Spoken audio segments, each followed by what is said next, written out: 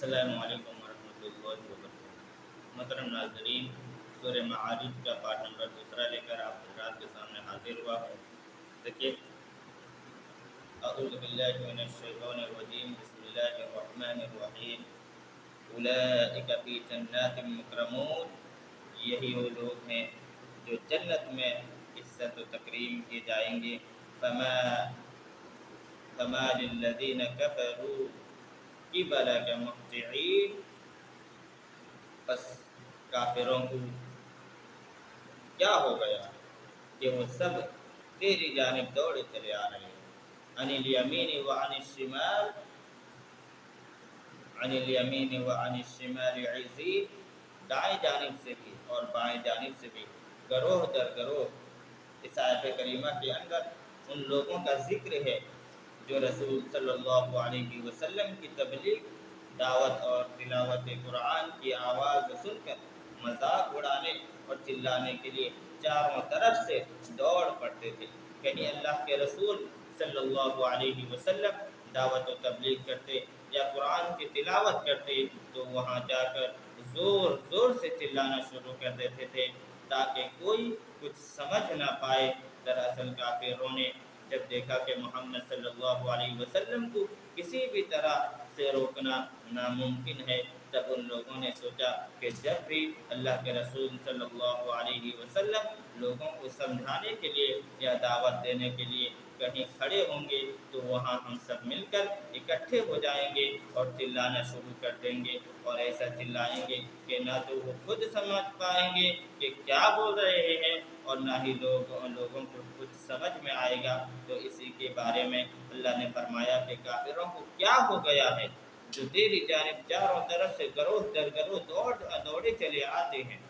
फिर आगे अल्लाह ताला फरमाता है, अयतमउ कुल्लु इम्रिइन मिनहुम अन युदखल जन्नत नईम, क्या उन यानी काफिरों में से हर कोई ये तवक्को रखता है कि वो नियामतों वाली जन्नत में दाखिल कर दिया जाएगा। मुफस्सिरीन का कहना है कि यह आयत उस वक्त नाजिल हुई थी जब काफिर लोग कहा करते थे कि अगर मुसलमान जन्नत में दाखिल हुए तो हम लोग उन लोगों से पहले जन्नत में चले जाएंगे। जन्नत में तो वो लोग जाएंगे जिनके अंदर मज़कूरा सिफ़ात और अच्छे अखलाक होंगे, और ये गवार किस्म के लोग जो आपकी आवाज़ को कबूल करना तो दूर की बात है, उसे सुनना भी नहीं चाहते बल्कि इसे दबाने की कोशिश करते हैं और जन्नत की उम्मीद रखते हैं। क्या अल्लाह ने अपनी जन्नत घटिया किस्म के लोगों के लिए बनाई? गोया इस आयत करीमा में काफिरों को फटकारते हुए अल्लाह ताला सवाल कर रहा है, क्या उनमें से हर कोई नियामतों वाली जन्नत की ख्वाहिश रखता है? कल्ला इन्ना खलक़नाहुम मिम्मा यअलमून, हरगिज़ नहीं, बेशक हमने उन लोगों को पैदा किया है ऐसी चीज़ से जिसे वो बखूबी जानते हैं। इस आयत करीमा के कई मफ़हूम हो सकते हैं। नंबर एक, ये लोग जो तकब्बुर कर रहे हैं और आपकी बात नहीं मान रहे हैं, इसके बावजूद इन लोगों का दावा है कि हम ही लोग जन्नत में जाएंगे।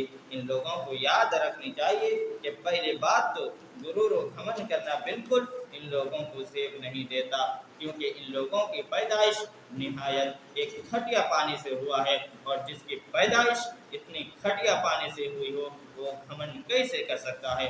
नंबर दो, यह माना ये भी हो सकता है कि हमने इन लोगों की पैदाइश किस वजह से की है ये लोग अच्छी तरह जानते हैं, अच्छी तरह से जानते हैं, यानी अल्लाह ताला की इबादत करने के लिए, लेकिन इसके बावजूद वो लोग इनकार कर रहे हैं और बगैर ईमान लाए जन्नत में जाना चाहते हैं।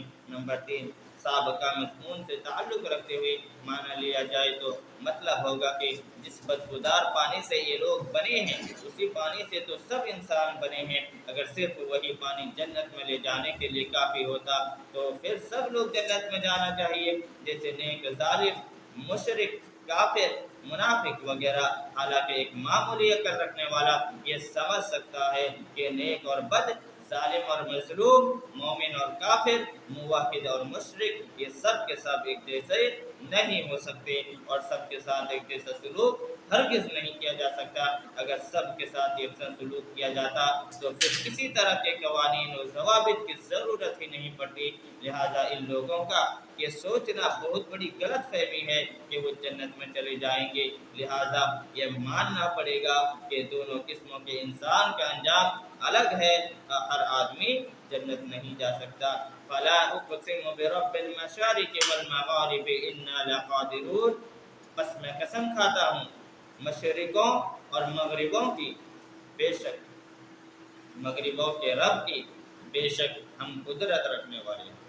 مشرق اور مغرب تو ایک ہے، تو اللہ رب العالمین نے یہاں جمع کا صیغہ کیوں استعمال کیا؟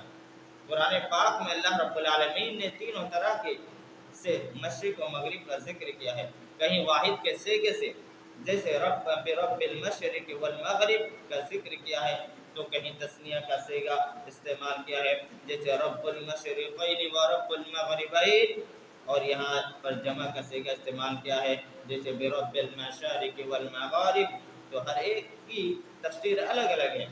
نمبر ایک، جہاں پر واحد استعمال ہوا ہے وہاں مشرق اور مغرب سے مراد سمت ہیں، ٹوٹل 4 سمتیں ہیں، شمال، جنوب، مشرق اور مغرب، تو یہاں سمت مراد ہے۔ نمبر 2، جہاں پر تثنیہ استعمال ہوا ہے اس کا 2 مطلب ہو سکتا ہے، یا تو اس میں جاڑے اور گرمی کی بات کی جا رہی ہو کہ جاڑے کے دنوں میں سورج اور گرمی کے دنوں میں سورج بہت فاصلے کے ساتھ نکلتا ہے اور ڈوبتا ہے، یا پھر یہ مطلب ہو سکتا ہے کہ زمین کے 2 مشرق و مغرب ہیں، جب زمین کے نصف کرے سے سورج غروب ہو جاتا ہے تو دوسرے کرے پر طلوع ہوتا ہے۔ نمبر 3، اور یہاں پر جو جمع کا صیغہ استعمال ہے اس لیے ہوا ہے کیونکہ ہر روز سورج ایک نئی جگہ سے نکلتا ہے اور ایک نئی جگہ غروب ہوتا ہے، اس اعتبار سے مشرق بھی بہت ہیں اور مغرب بھی بہت ہیں۔ الا ان نبدل خیرا منهم وما نحن بمسبوقین، اس بات پر کہ ہم بدل دیں ان لوگوں سے بہتر اور ہم پیچھے رہنے والے نہیں ہیں۔ یعنی اللہ تعالیٰ مشرقوں اور مغربوں کی قسم کھا کر یہ کہتا ہے کہ ہم اس بات پر قدرت رکھنے والے ہیں کہ کافروں کے بدل میں یعنی کافروں کو ہلاک کر کے ان کے بدلے میں اچھے لوگوں کو لائیں، اور ہم بازی ہارنے والے، پیچھے رہنے والے اور عاجز نہیں ہیں۔ فَذَرْهُمْ يَخُوضُوا وَيَلْعَبُوا حَتَّى يُلَاقُوا يَوْمَهُمُ الَّذِي يُوعَدُونَ، اے اللہ کے نبی ان لوگوں کو چھوڑ دیجیے، یہ بکواس کرتے رہیں اور کھیلتے رہیں یہاں تک کہ وہ ملاقات کر لیں گے اپنے اس دن سے جس دن کا ان سے وعدہ کیا گیا ہے۔ یوم یخرجون من الاجداث سراعا کانہم الی نصب یوفضون، جس دن وہ لوگ نکلیں گے قبروں سے تیزی کے ساتھ، ایسا لگ رہا ہوگا جیسے وہ لوگ بتوں کی جانب دوڑ رہے ہیں۔ خاشعۃ ابصارهم ترهقهم ذلہ ذلک الیوم الذی کانوا یوعدون، ان کی نگاہیں جھکی ہوئی ہوں گی اور چھائی ہوئی ہوگی ان پر ذلت، یہی ہے وہ دن جس کا ان لوگوں سے وعدہ کیا جاتا تھا۔ محترم ناظرین، الحمدللہ یہ سورت ختم ہوئی۔ السلام علیکم ورحمۃ اللہ وبرکاتہ۔